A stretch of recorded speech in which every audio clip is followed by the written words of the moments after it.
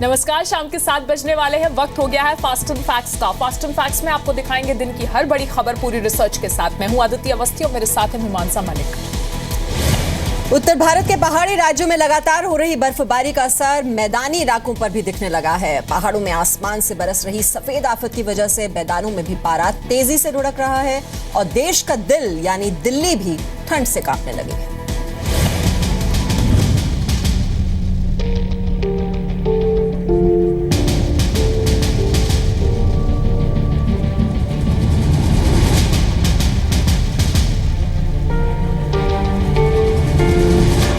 पहाड़ों पर बर्फ की मोटी चादर, मैदानी इलाकों में बढ़ी ठिठुरन, ठंड से कांपा हिंदुस्तान का दिल। पहाड़ों में आ रही सर्द हवाओं ने मैदान में अचानक ठिठुरन बढ़ा दी है। दिल्ली में भी सर्दी अब सताने लगी है और इसका गवाह बना है मौसम विभाग। मौसम विभाग के मुताबिक आज सुबह मौसम का सबसे ठंडा दिन रिकॉर्ड किया गया। राजधानी में न्यूनतम तापमान 5.2 डिग्री सेल्सियस तक पहुंच गया और आने वाले कुछ दिनों में और भी नीचे जा सकता है। मिनिमम टेम्परेचर की कमी अगले 2-3 दिनों में देखा जाएगा। कुछ स्थानों पे Punjab, Haryana, western part of UP और नॉर्थ राजस्थान में कोल्ड वेव कंडीशन की संभावना है। इन दैट सामान्य से टेम्परेचर 4 डिग्री से कम रहेंगे। पहाड़ों में आसमान से सफेद आफत का बरसना लगातार जारी है। उत्तराखंड से लेकर जम्मू कश्मीर तक पहाड़ बर्फ की मोटी चादर में ढक चुके हैं। भारी बर्फबारी की वजह से किसानों ने राहत की सांस ली है, लेकिन आम जनजीवन अस्त व्यस्त हो चुका है। कई इलाकों में बिजली के तार टूटने की वजह से पानी बिजली की सप्लाई ठप हो चुकी है। शिमला में बर्फबारी ने 26 साल का रिकॉर्ड तोड़ दिया है। हिमाचल प्रदेश में बर्फबारी की वजह से 500 से ज्यादा सड़कें बंद है। डलहौजी में बर्फबारी का मजा लेने पहुंचे टूरिस्ट फंसे हैं। जम्मू कश्मीर के करगिल में तापमान -12.4 डिग्री पहुंच चुका है। पिछले 3 दिन पहले हुई बर्फबारी के चलते जहां लोगों का जनजीवन अस्त व्यस्त हो गया था और अभी तक लोग उम्मीद कर रहे थे कि मौसम साफ होगा तो उनका जनजीवन जो है सुधरेगा, लेकिन एक बार फिर आज चंबा जिले के ऊंचाई वाले इलाकों में बर्फबारी का दौर जो है जारी हो चुका है। आपको बताने का प्रयास करेंगे यहाँ तस्वीरों के माध्यम से जो आप देख पा रहे हैं, क्योंकि बर्फबारी शुरू हो चुकी है। चंबा जिले के ऊंचाई वाले इलाके हैं। जम्मू कश्मीर में भी लगातार हो रही बर्फबारी की वजह से सड़कों पर आवाजाही बंद पड़ी है। बर्फ जमने की वजह से इन रास्तों पर सफर करना फिसलन की वजह से जान को जोखिम में डालना साबित हो रहा है। ऐसे में बर्फ एक्सप्रेस लोगों के लिए लाइफलाइन साबित हो रही है। कश्मीर में हुई भीषण बर्फबारी के कारण यहां जीवन थम गया। लोगों की आवाजाही पर रोक लग गई और सड़कों पर वाहन फिसलन के कारण थम गए। लेकिन इस बीच भारतीय रेल बर्फ की एक्सप्रेस बनते हुए उत्तर से दक्षिण तक लोगों को पहुंचाती रही। बर्फबारी और कड़कड़ाती ठंड के बीच जहां लोगों की हिम्मत जवाब देने लगी है, वहीं 9000 फीट की ऊंचाई पर देश की सीमाओं को सुरक्षित करने के लिए ट्रेनिंग ले रहे जवानों के जज्बे में कोई कमी नहीं आई है।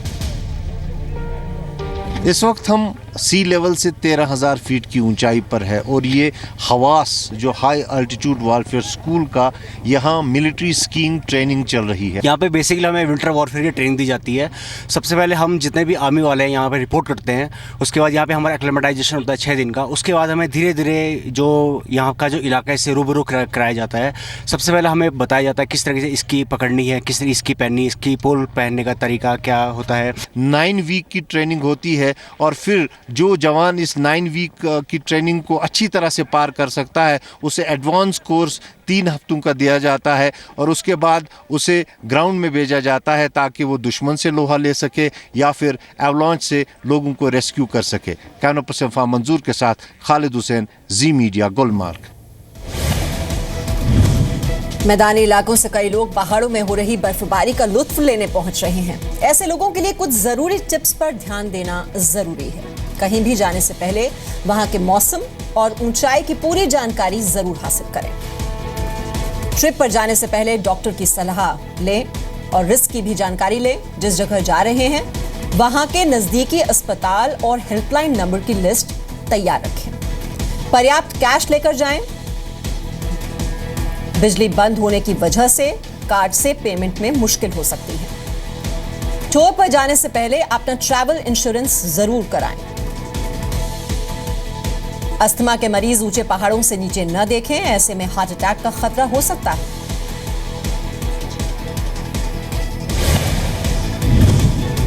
आम आदमी पार्टी पंजाब में अरविंद केजरीवाल को सीएम उम्मीदवार के तौर पर प्रोजेक्ट कर सकती है। दिल्ली के डिप्टी सीएम मनीष सिसोदिया ने इस बात के संकेत दिए। मोहाली में चुनाव प्रचार के दौरान मनीष सिसोदिया ने कहा कि सिर्फ अरविंद केजरीवाल ही पंजाब की जनता से किए गए सारे वादे पूरे कर सकते हैं। मैंने कहा पंजाब तो यही मान के वोट करें कि अरविंद केजरीवाल को मुख्यमंत्री बनाने के लिए वोट दे रहे हैं। मैं इसलिए कहा कि जो भी वादे पूरे कर रहे हैं, अरविंद केजरीवाल ऐसे नहीं भागेंगे। अरविंद पंजाब के लिए जो जो वादे करें वो पूरे करवाएंगे। हालांकि जालंधर की एक चुनावी सभा में केजरीवाल ने कहा था कि पार्टी चुनाव से पहले सीएम कैंडिडेट का ऐलान नहीं करेगी।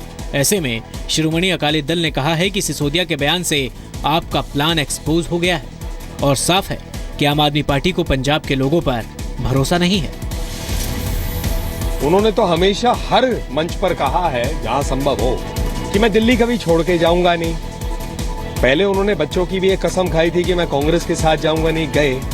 तो इससे बड़ा स्पष्ट हो जाता है कि वो अपने बातों पे कभी भी कायम नहीं है। केजरीवाल का नाम अगर लिया भी कहीं जाएगा तो अच्छे शब्दों में नहीं लिया जाएगा, एक फेल्ड चीफ मिनिस्टर के नाम से लिया जाएगा। मैं समझता हूं कि अब लगता है कि नहीं, दिल्ली में पर्याप्त माल मसाला नहीं है, कुछ बाहर देखने की जरूरत है। तो दिल्ली से निगाह तो कब की उठ चुकी है। दिल्ली तो पायदान है, दिल्ली तो सीढ़ी है, उस तरह से इस्तेमाल किया गया है।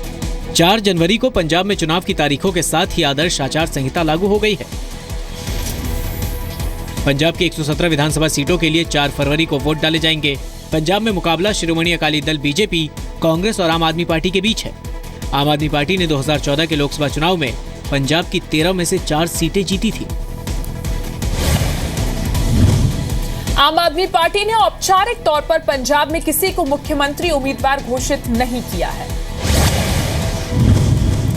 समाजवादी पार्टी में जारी सियासी दंगल का आज भी कोई नतीजा निकलता नजर नहीं आ रहा है। चुनाव आयोग पार्टी चुनाव चिन्ह पर 13 जनवरी को सुनवाई करेगा।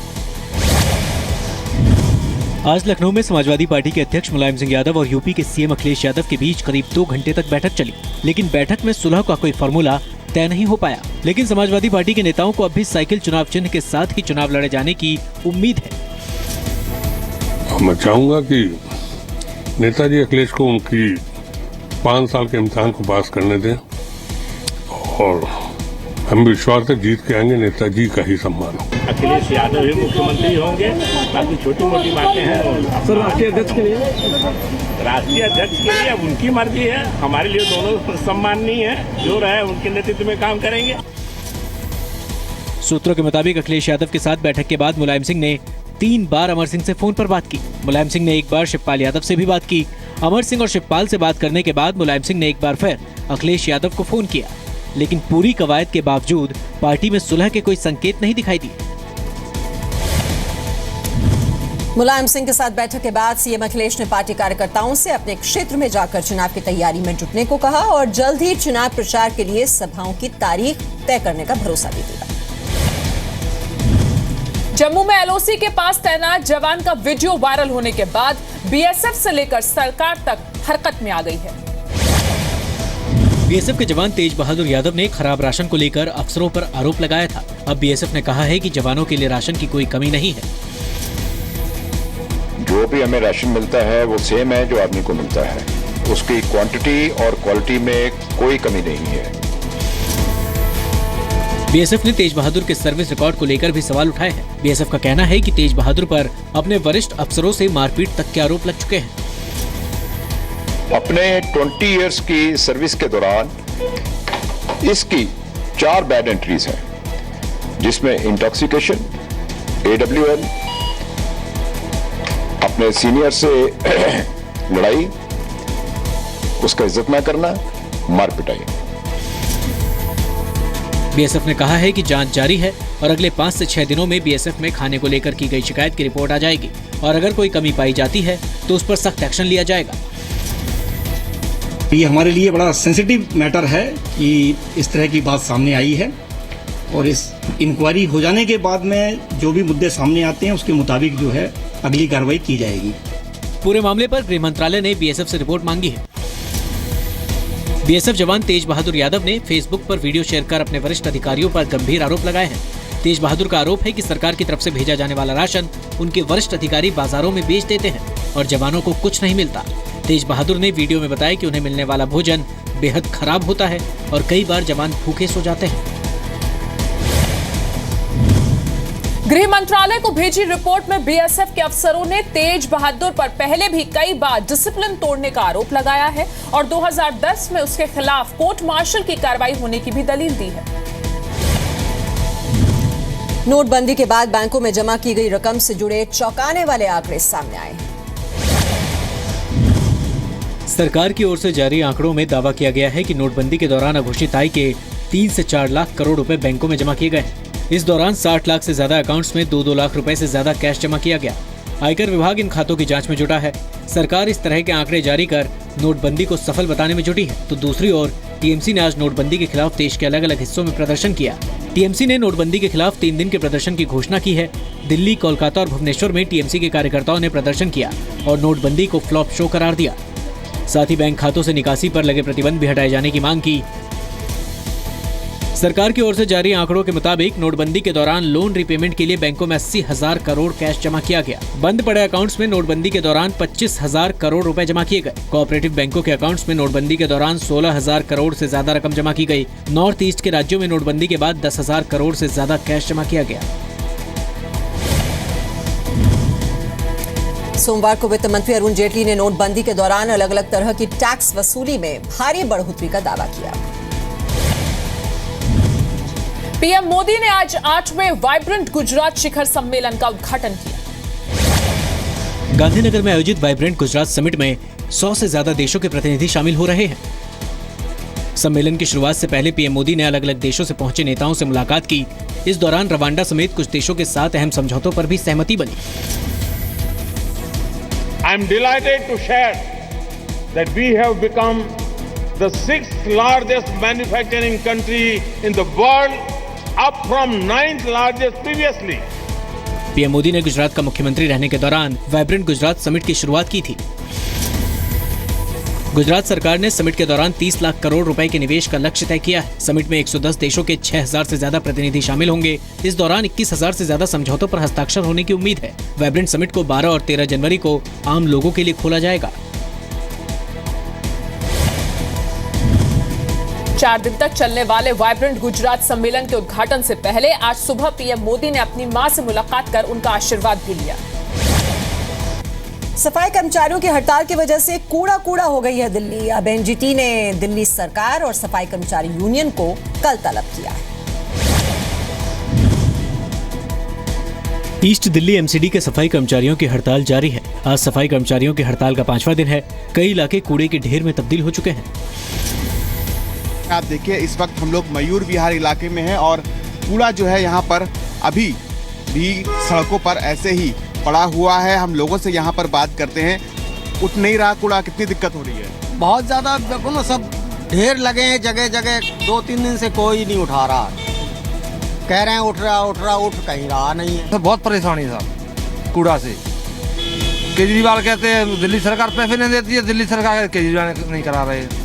सफाई कर्मचारियों ने त्रिलोकपुरी के विधायक राजू धींगान के घर के बाहर कूड़ा फेंक प्रदर्शन किया। सफाई कर्मचारी बकाया वेतन की मांग को लेकर हड़ताल पर हैं। देखिए, मैं तो केजरीवाल साहब से पूछना चाहता हूं कि चौथे वित्त आयोग की रिपोर्ट को उन्होंने लागू क्यों नहीं किया। वित्तीय रूप से निगमों को पंगु बनाने का जो षड्यंत्र आम आदमी पार्टी की सरकार ने किया है, दिल्ली की जनता इनको कभी माफ नहीं करेगी। बताया जा रहा है कि 20,000 कर्मचारियों में 50% ने हड़ताल वापस ले ली है, लेकिन एमसीडी स्वच्छता कर्मचारी यूनियन अभी भी हड़ताल पर जमे हैं। अब नॉर्थ दिल्ली एमसीडी की 15 यूनियन भी आज से हड़ताल पर है। नॉर्थ एमसीडी के सफाई कर्मचारी, टीचर, माली, बेलदार, इंजीनियर हड़ताल पर हैं। नॉर्थ एमसीडी के डॉक्टरों ने भी हड़ताल पर जाने की चेतावनी दी है।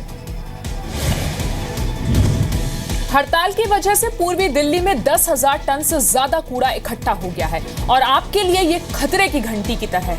हड़ताल जल्द खत्म नहीं हुई तो कूड़े के ढेर की वजह से कई बीमारियां फैल सकती हैं। कूड़े से उठने वाली बदबू से सांस लेने में दिक्कत हो सकती है। कूड़े की वजह से मच्छरों से होने वाली बीमारी के फैलने का भी डर है। साफ सफाई नहीं होने की वजह से पानी प्रदूषित हो सकता है और टाइफाइड और डायरिया जैसी बीमारियां हो सकती हैं। बीमारी से बचने के लिए आप अपने घर और आसपास के इलाके को जरूर साफ रखें। छत्तीसगढ़ के कोरबा में कुछ शिक्षकों ने अपनी मस्ती के लिए स्टूडेंट्स की जान दांव पर लगा दी। कोरबा के एक सरकारी स्कूल के करीब 150 बच्चों को पिकनिक पर ले जाया गया। एक छोटे से ट्रक में इन बच्चों को ठूस कर भरकर 40 किलोमीटर दूर ले जाया गया। पिकनिक की जगह पर पहुंचते ही बच्चों को छोड़कर टीचर शराब पीने और नॉनवेज खाने में लग गए। क्या हो, शिक्षक हो कि क्या हो? कौन से स्कूल से हो? घोड़ा तरह। तो पिए क्यों भैया? बच्चे लोग को क्या हो? तो अरे पिए नहीं, तो बदबू तो आ रहा है यहाँ तक, पूरा आपका आवाज लड़खड़ा रहा है, बदबू आ रहा है यहाँ तक। जिस ट्रक में बच्चे पिकनिक के लिए गए थे उसके ड्राइवर ने भी खूब शराब पी। तो इतना सारे बच्चे लोग कैसा बैठा के लेके जाओगे? अगर कुछ हो जाता तो मैं तो मत पिया ही नहीं, काम था ना यार। मगर पिए हो ना? क्या पिए हो ना? चले पिए हो कि नहीं? पिकनिक से लौटते समय नशे में डूबा ड्राइवर ही ट्रक चला रहा था। ये हाल तब है जब राज्य में हुए हादसों की वजह से कई बच्चे जान गंवा चुके हैं। अभी के लिए इतना ही। फास्ट एंड फैक्ट्स में अब आपसे अगली मुलाकात कल शाम 4 बजे होगी।